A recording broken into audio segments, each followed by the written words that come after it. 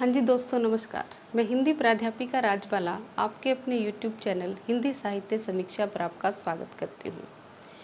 आज का हमारा विषय है भारतेंदु हरिश्चंद्र की नाट्य कृतियाँ। मैं आपको बताना चाहूँगी कि इस वीडियो लेक्चर को देखने के पश्चात भारतेंदु हरिश्चंद्र के नाटकों के विषय में जो भी जिज्ञासा आपके मन में है, वो प्रत्येक जिज्ञासा मैं इस वीडियो के माध्यम की शांत करने वाले हूँ। क्योंकि इस वीडियो लेक्चर को देखने के पश्चात आपके मन में किसी प्रकार की कोई शंका, कोई प्रश्न नहीं रहेगा, ये मेरा आपसे वादा है। तो इस वीडियो लेक्चर को अंत तक देखिएगा, मेरे साथ जुड़े रहिएगा। तो आज का हमारा विषय है भारतेंदु हरिश्चंद्र के नाटक। जैसा कि आप सब जानते हैं कि भारतेंदु हरिश्चंद्र का आगमन हिंदी साहित्य में एक नव जागरण और गतिमयता के प्रेरक के रूप में सिद्ध हुआ, क्योंकि भारतेंदु के आगमन से पहले हमारे जीवन का विकास अवरुद्ध सा हो गया था। हम पश्चिम की नवीन जीवन प्रणाली की तरफ, उसके प्रकाश की ओर आकर्षित हो रहे थे। तो ऐसे समय में एक ऐसी प्रतिभा की आवश्यकता थी जो नवीनता, प्राचीनता की भूमि पर खड़ी होकर के नवीनता का स्वागत कर सकती। तो भारतेंदु के रूप में एक ऐसी ही प्रतिभा का प्रस्फुटन हुआ। वो हिंदी साहित्य के अंदर नव जागरण लेकर आए। हिंदी साहित्य को उन्होंने नया मोड़ दिया, नई दिशा दी। इसी कारण से इन्हें नव जागरण का अग्रदूत और आधुनिक काल का पितामह माना जाता है। भारतेंदु हरिश्चंद्र अपने नाटकों के माध्यम से समन्वयात्मक दृष्टिकोण लेकर आए। उन्होंने चाहे संस्कृत के नाट्य शास्त्र की अच्छी बात हो, चाहे बांग्ला के नाटक की अच्छी बात हो, चाहे फिर पाश्चात्य काव्य शास्त्र यानी कि अंग्रेजी नाटकों का जो अच्छा आदर्श है, उन्होंने सब बातों को अपने नाटकों में समाहित किया। सब विशेषताएं अपने नाटकों में वो लेकर के आए। तो इसी कारण से उन्होंने एक नाट्यशास्त्रीय ग्रंथ लिखा जो जिसका नाम है नाटक, जो 1883 ईस्वी में प्रकाशित हुआ। इसमें उन्होंने कुछ मुख्य बातें कही। उन्होंने कहा कि नाटकों में युगानुकूल परिवर्तन होना चाहिए। वो कहते हैं कि प्राचीन नाट्यशास्त्र के सूक्ष्म और जटिल नियमों को मानने का अब समय नहीं है, और नाटक के अंदर दृश्यों का जो विधान है वो भी समयानुकूल होना चाहिए। तो उन्होंने अपने नाटकों के माध्यम से हिंदी साहित्य में आधुनिकता वो लेकर के आई। इन्हें हिंदी नाटकों का वास्तविक उन्नायक माना जाता है। हिंदी नाटक का वास्तविक उन्नायक इन्हें कहा है डॉक्टर रामचंद्र तिवारी ने।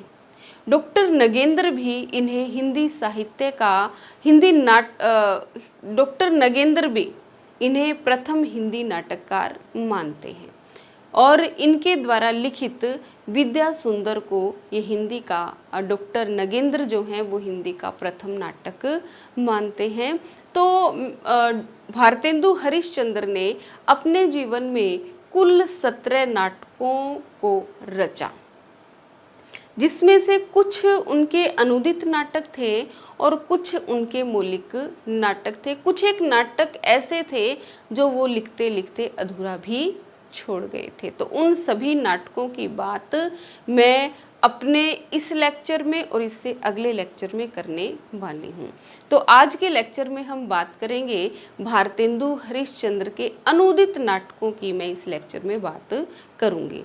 तो उन्होंने अपने जीवन में कुल 9 अनूदित नाटक रचे। कितने नाटक रचे? 9। तो आज हम क्या करेंगे? अनूदित नाटक।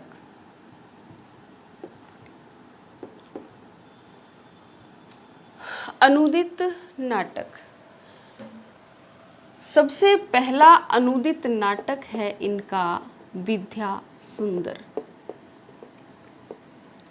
जिसका प्रकाशन वर्ष है 1868 और मूल कृति है चोर पंचाशिका।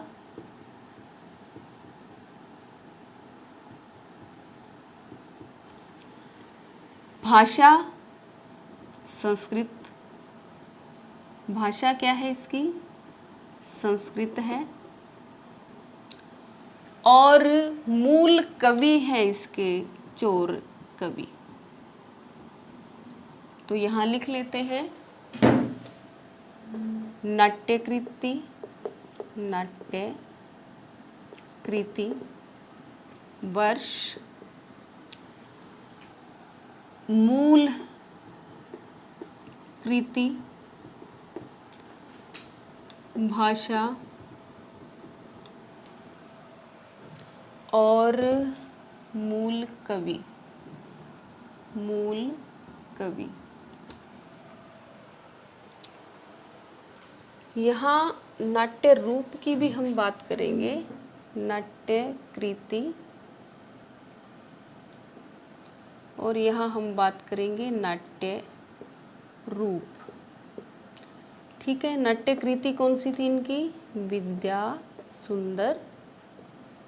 और नाट्य रूप था इसका नाटक ही था। तो विद्या सुंदर 1868 ईस्वी में रचा गया नाटक था। मूल कृति जो थी वो थी चोर पंचाशिका। देखिए, भारतेंदु हरिश्चंद्र 1865 ईस्वी में जगन्नाथपुरी की यात्रा पर गए, और जब वो वहाँ गए तो उनकी आयु केवल 15 वर्ष थी। देखिए उस बच्चे की आप तीक्ष्ण दृष्टि देखिए। वो जब जगन्नाथपुरी गए तो केवल उनकी 15 वर्ष की आयु थी, और वहाँ जाकर के उन्हें बांग्ला साहित्यकारों से मिलने का अवसर प्राप्त हुआ। उन्होंने उनकी साहित्यिक कृतियों को पढ़ा और समझा, और उन्होंने पाया कि बांग्ला में जो नव जागरण है वो इधर के अन्य भारतीय साहित्यकारों की अपेक्षा अधिक है।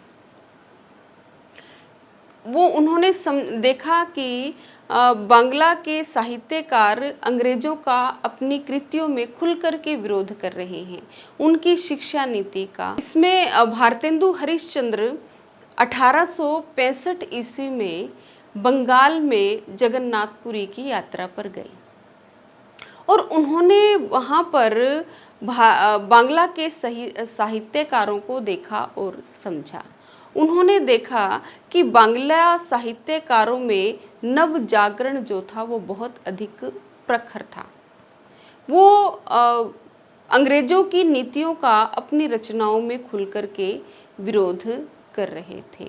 तो भारतेंदु को वहाँ से प्रेरणा प्राप्त हुई, और काशी में आकर के इन्होंने विद्या सुंदर की रचना की। विद्या सुंदर मूलतः वैसे तो मूल कृति तो किसकी है? चोर कवि की है। चोर पंचाशिका मूल कृति है, चोर कवि द्वारा रचित है, संस्कृत भाषा की है, परंतु भारतेंदु हरिश्चंद्र ने इस संस्कृत काव्य कृति का अनुवाद नहीं किया। ध्यान रखिएगा ये बात। उन्होंने आधार बनाया बांग्ला साहित्यकार या नाटककार कह लीजिए, बांग्ला साहित्यकार ठाकुर यतीन्द्र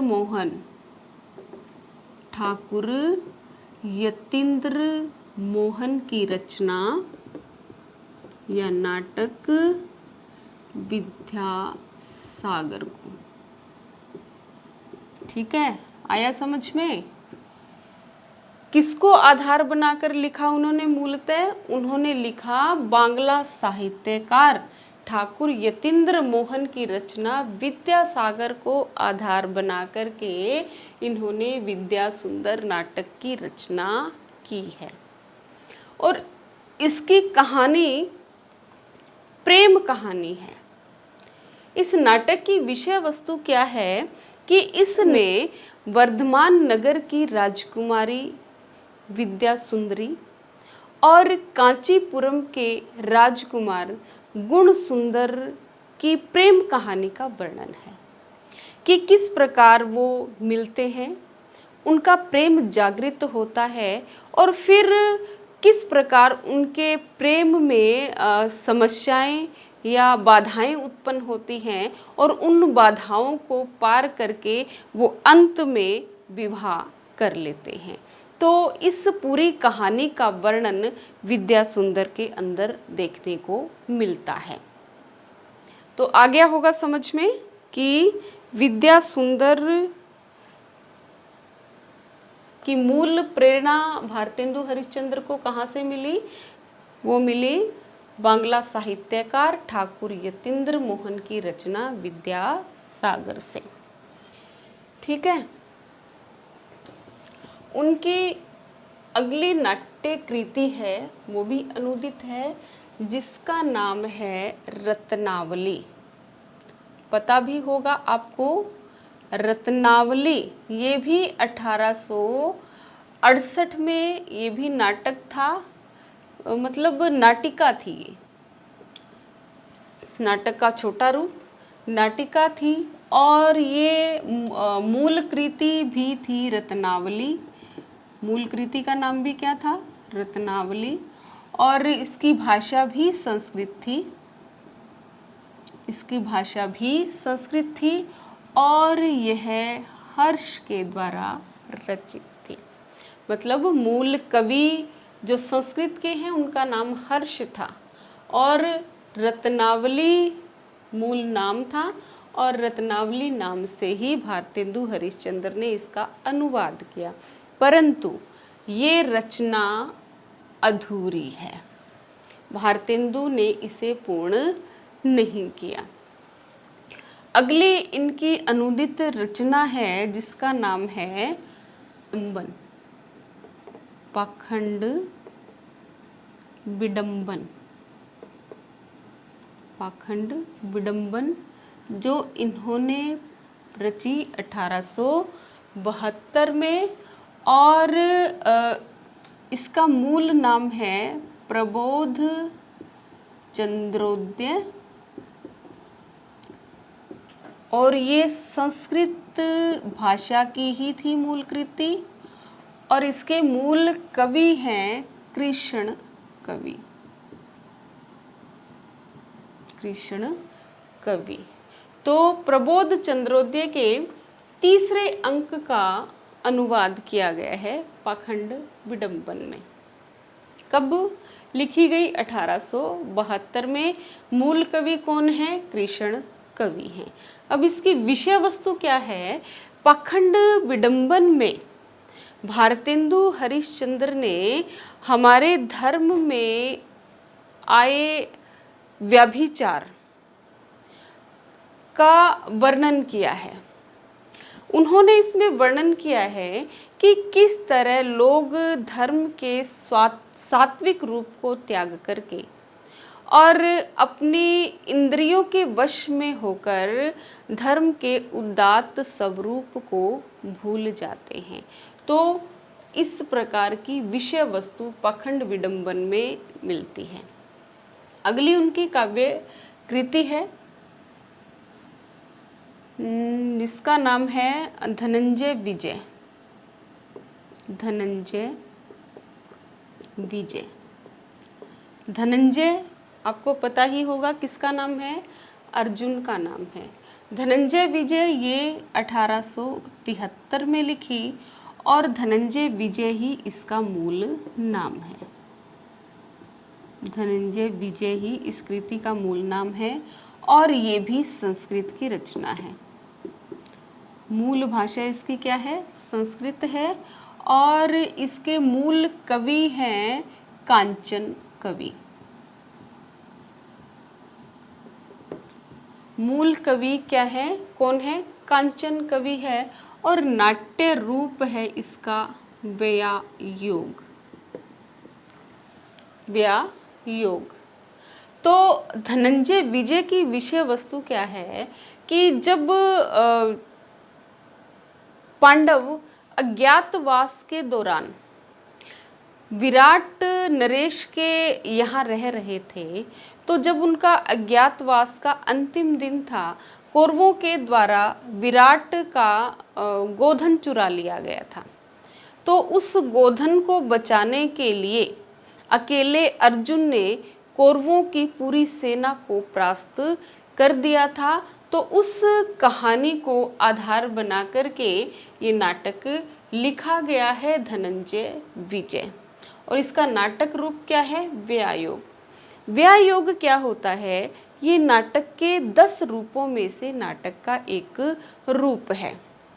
ये एक अंकीय होता है, मतलब एक ही अंक होता है इसमें, और इसमें स्त्री पात्र का अभाव रहता है, मतलब इसमें कोई स्त्री पात्र नहीं होता। जब धनंजय जो हैं वो कौरवों से युद्ध करने गए तो उनकी सेना में भी पुरुष पात्र थे, इधर भी पुरुष ही लड़ रहा था। तो जहाँ स्त्री पात्र ना हो उस काव्य रूप को क्या कहा जाता है, उस काव्य रूप को व्यायोग कहा जाता है, और ये एक अंकीय होता है।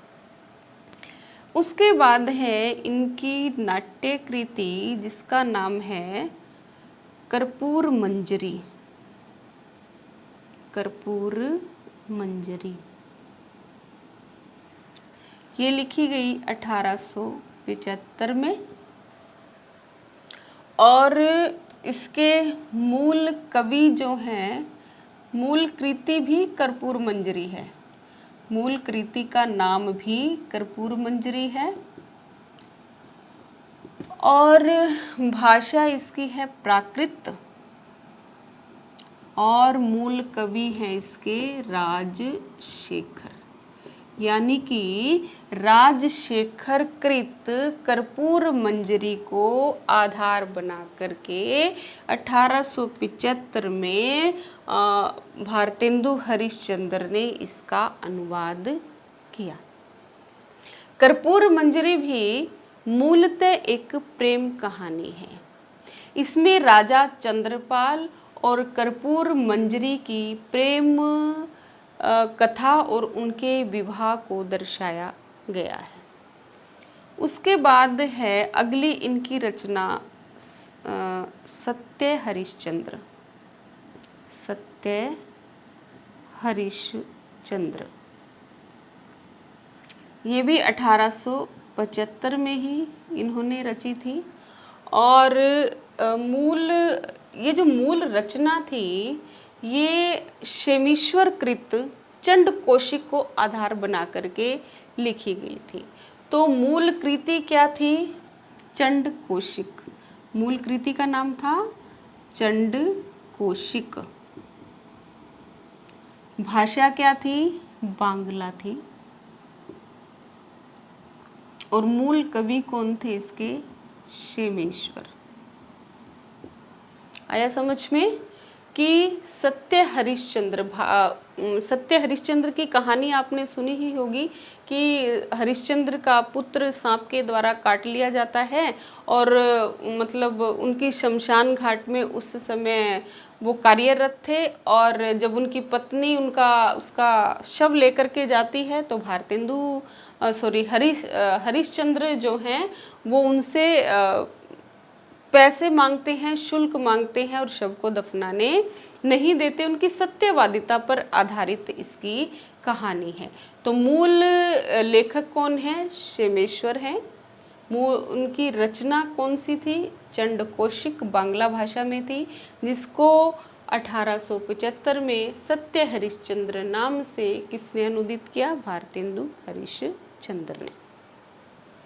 उसके बाद है भारत जननी। भारत जननी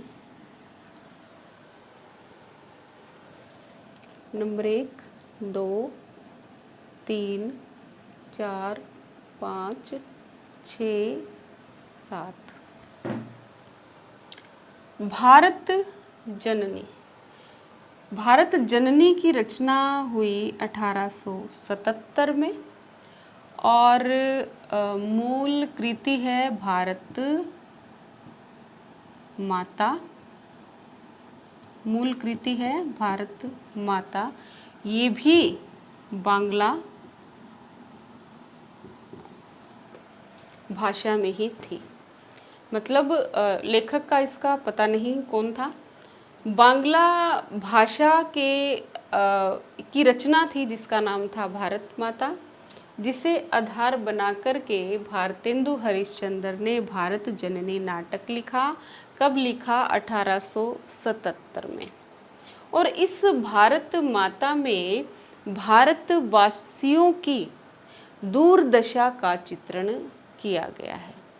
राष्ट्रीय प्रेम से पूरित ये इनकी रचना है और इस रचना का तीसरी बार प्रकाशन हुआ 1884 ईस्वी में। लिख लीजिए, इस रचना का 1884 तृतीय प्रकाशन। 1800 तृतीय प्रकाशन। 1884 में तीसरी बार ये रचना प्रकाशित हुई थी।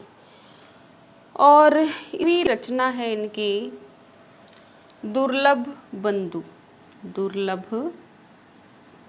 दुर्लभ बंधु, जो लिखी गई 1880 में।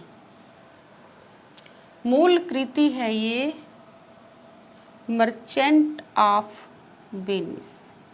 Merchant of Venice.